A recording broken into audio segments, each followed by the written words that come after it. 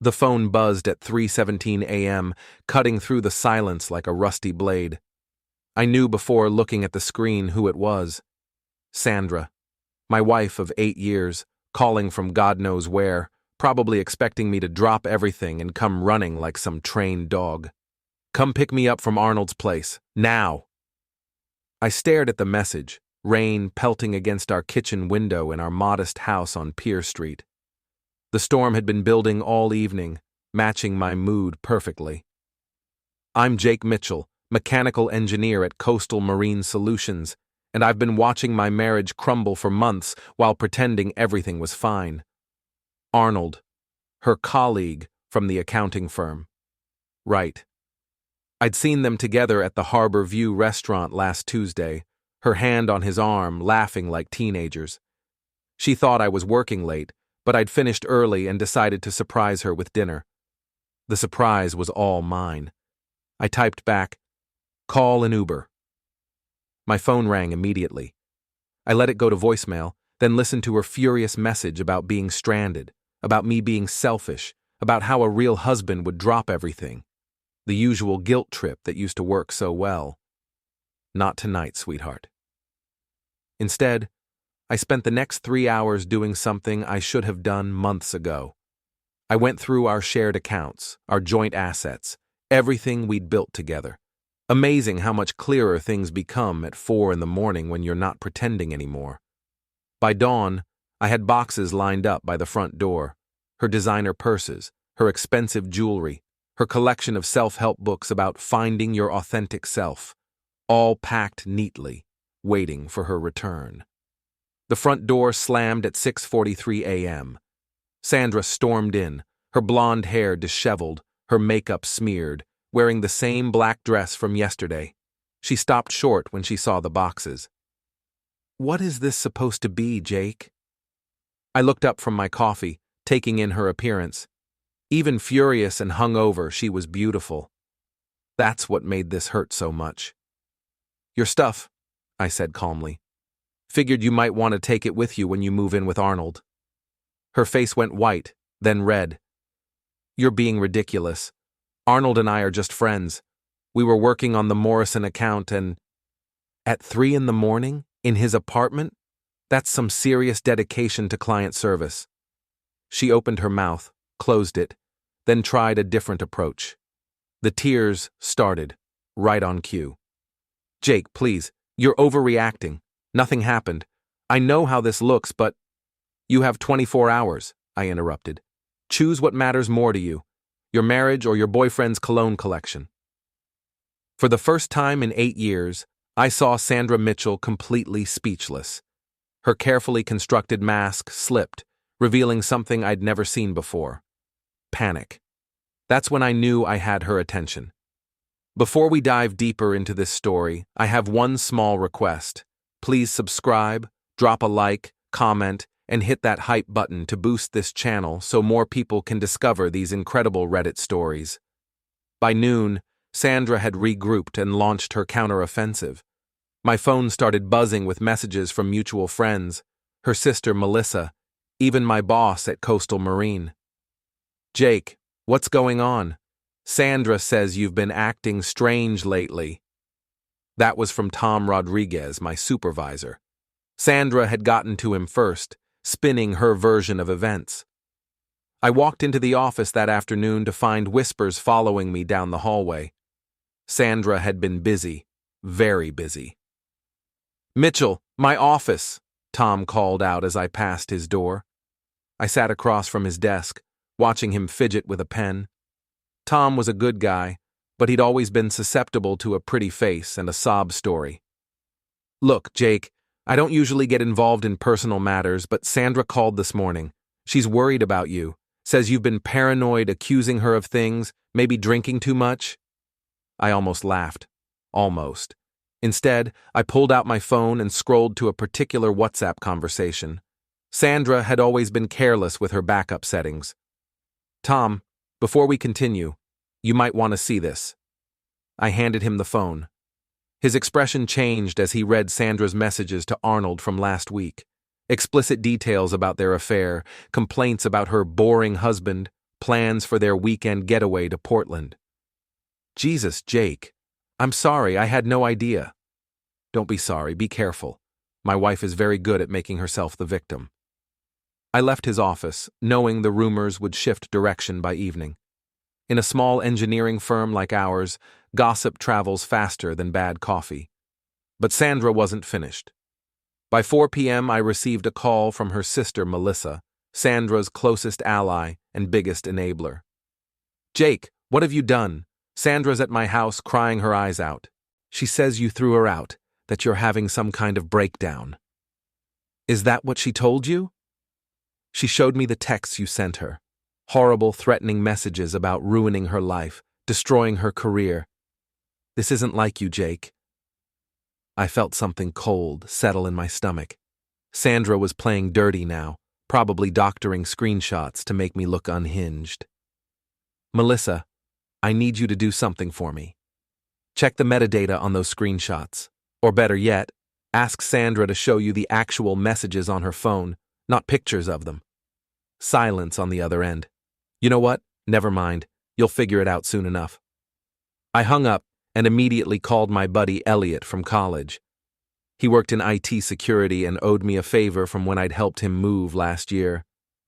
Elliot, I need to know everything about recovering deleted messages and backing up phone data. Tonight. 2 hours later, I had everything I needed. Sandra's cloud backup had been syncing automatically for months. Every message, every photo, every lie, all preserved in digital amber. That evening, I created a group message including Sandra's boss, her mother Isabella, Melissa, and several of their mutual friends. I attached a carefully curated selection of Sandra's actual messages, including her plans to take Jake for everything he's worth and her graphic descriptions of her affair with Arnold. The message was simple. Since Sandra has been sharing her version of recent events, I thought you might want to see the complete picture. These are her actual messages from the past 3 months. Judge for yourself. My phone started ringing within minutes. I turned it off and went to bed early, sleeping better than I had in months. The real war was just beginning. The next morning brought chaos. Sandra's office had received copies of the messages, and by 10 a.m. she was placed on administrative leave pending an investigation into her personal conduct affecting workplace relationships. Arnold, it turned out, was married. His wife, Jennifer, had been forwarded the messages by a helpful mutual friend. The engineering community in our coastal town was small, and gossip was our primary form of entertainment. I was replacing a faulty pump seal at the marina when Sandra found me. She looked terrible, her usual polished appearance replaced by wrinkled clothes and red-rimmed eyes. "You destroyed me," she said, her voice shaking with rage. "My job, my reputation, everything." I looked up from the pump housing, wrench in hand. "I didn't destroy anything.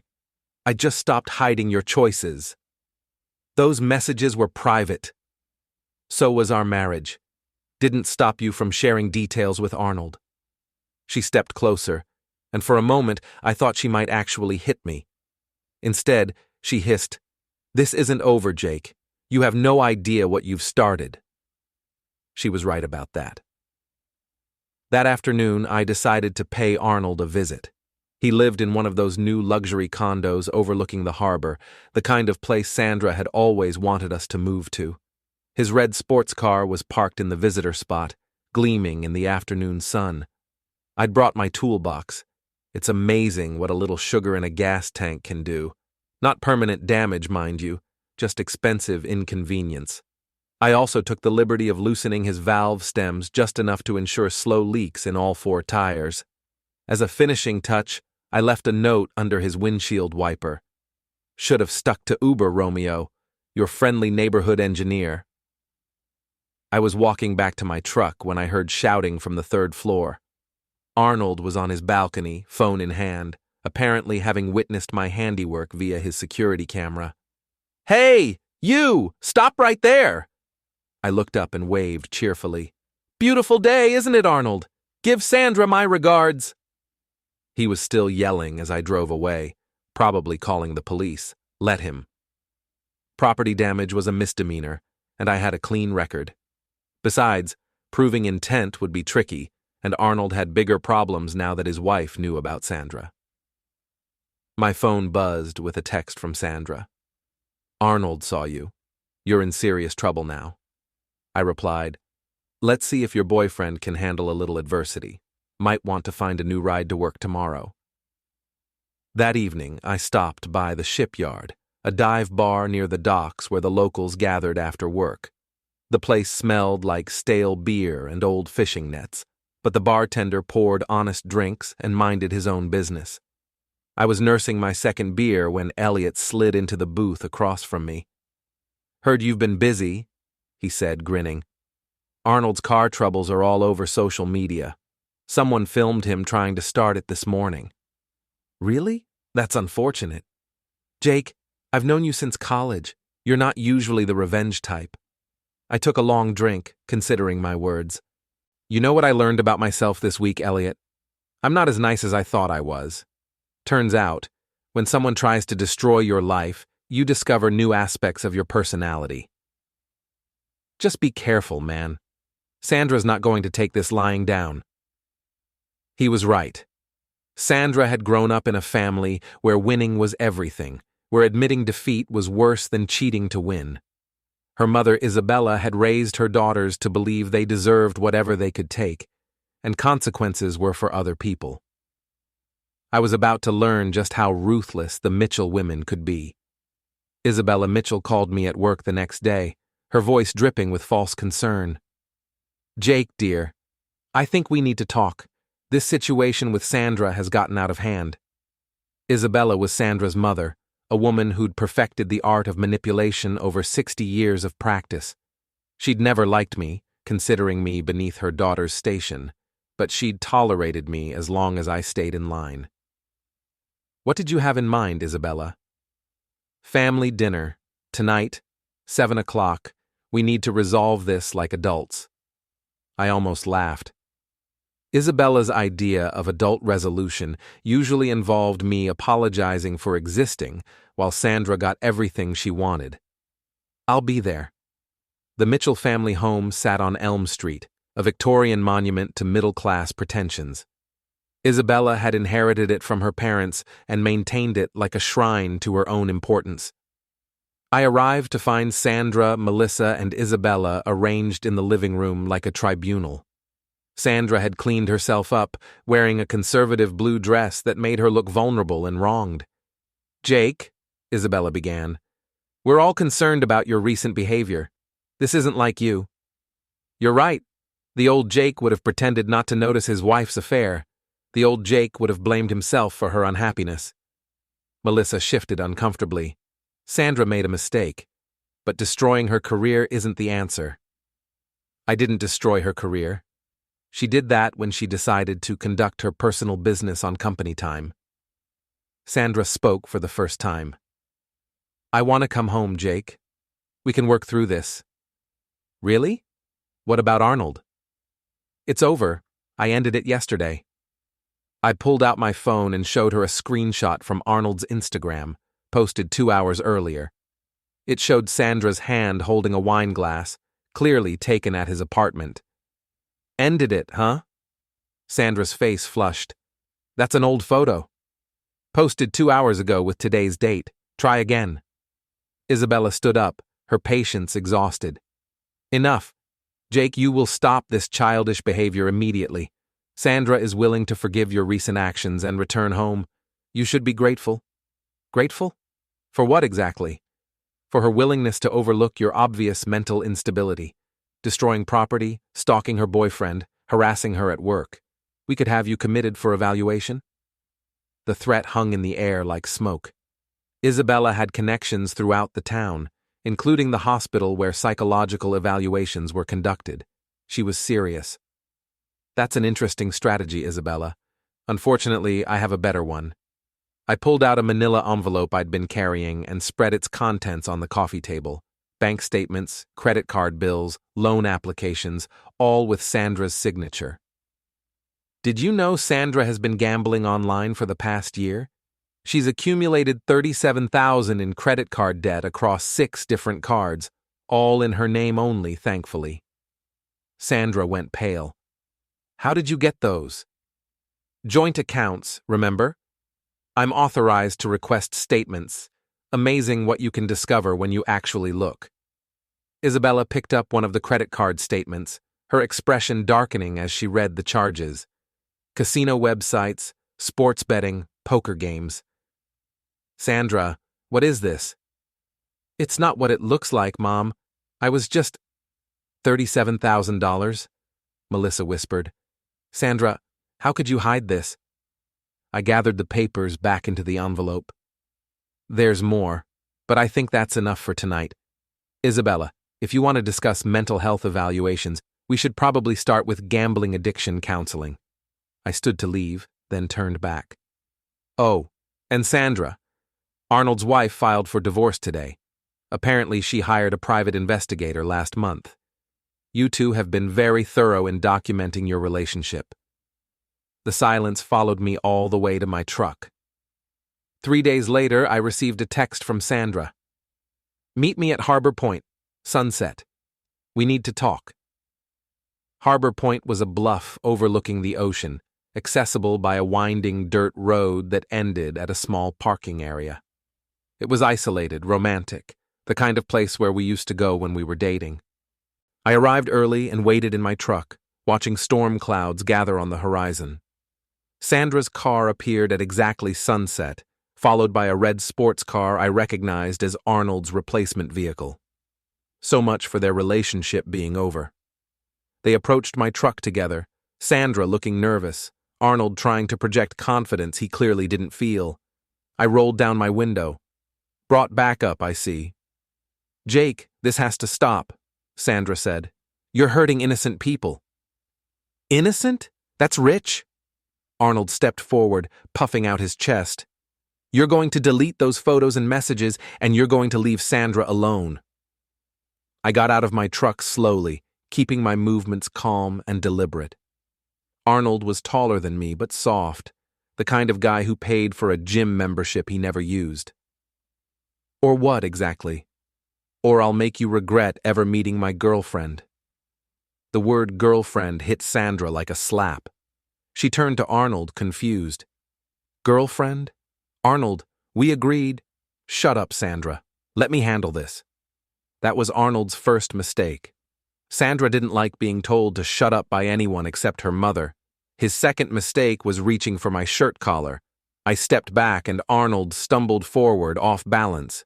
A gentle push was all it took to send him sprawling in the gravel. Careful there, Romeo. Wouldn't want you to get hurt. Arnold scrambled to his feet, his face red with embarrassment and anger. You'll pay for this. With what? Your wife already cleaned out your joint accounts, didn't Sandra tell you? Jennifer hired a forensic accountant. Turns out you've been funding your affair with marital assets. Sandra stared at Arnold. You told me you were divorced. I am. I will be. It's complicated. Complicated, I repeated. Just like your tax situation, right, Arnold? Elliot did some digging. Seems you've been claiming business expenses for your romantic getaways. The IRS might find that interesting. Arnold's bravado cracked completely. You can't prove anything. I pulled out my phone and showed him a photo I'd taken of his car at the Portland Hotel last weekend, along with Sandra's social media posts from the same location. GPS metadata is admissible in court, so are credit card receipts for hotel rooms claimed as business expenses. Sandra was staring at both of us like we were strangers. You investigated him? I investigated both of you. Amazing what you can learn when you apply engineering principles to human behavior.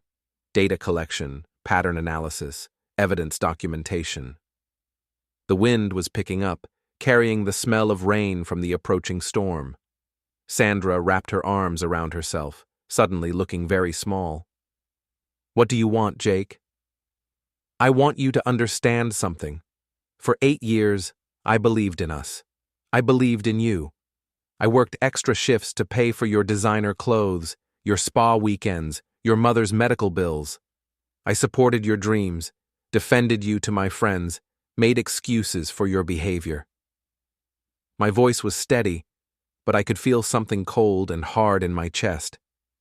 And the whole time, you were planning to leave me for someone with more money. You were gambling away our savings while complaining that I didn't make enough. You were sharing intimate details of our marriage with your boyfriend while telling me I didn't communicate enough. Sandra started crying, but they weren't the manipulative tears from before. These looked real. Jake, I'm sorry. I know I messed up, but we can fix this. No, Sandra, we can't. Because this isn't about the affair or the gambling or even Arnold. This is about who you really are when you think no one is watching. I turned to Arnold, who was backing toward his car. And you're not some romantic hero. You're a middle-aged man having a midlife crisis, trying to feel important by stealing someone else's wife. How's that working out for you? Arnold reached his car and fumbled with the keys. This isn't over. Yes, it is. Your wife has the photos, your boss has the expense reports, and the IRS has an anonymous tip about your creative accounting. You're done. He drove off spinning gravel, leaving Sandra alone with me on the bluff. What happens now? She asked quietly. Now you figure out who you are without someone else paying for it. The house is mine, bought with my inheritance before we married. The cars are in my name. Your credit card debt is your problem. Where am I supposed to go? That's not my concern anymore. I got back in my truck and started the engine. Sandra stood in my headlights, looking lost and defeated. Jake, wait! I rolled down the window one last time. I loved you, Sandra. That's the tragedy here. I actually loved you. I drove away as the first drops of rain began to fall, leaving her standing alone on the bluff with the storm rolling in from the sea. The war was over. I had won, but victory tasted like ashes in my mouth. In my rearview mirror, I watched Sandra get smaller and smaller until she disappeared entirely, swallowed by the darkness and the rain. I never saw her again.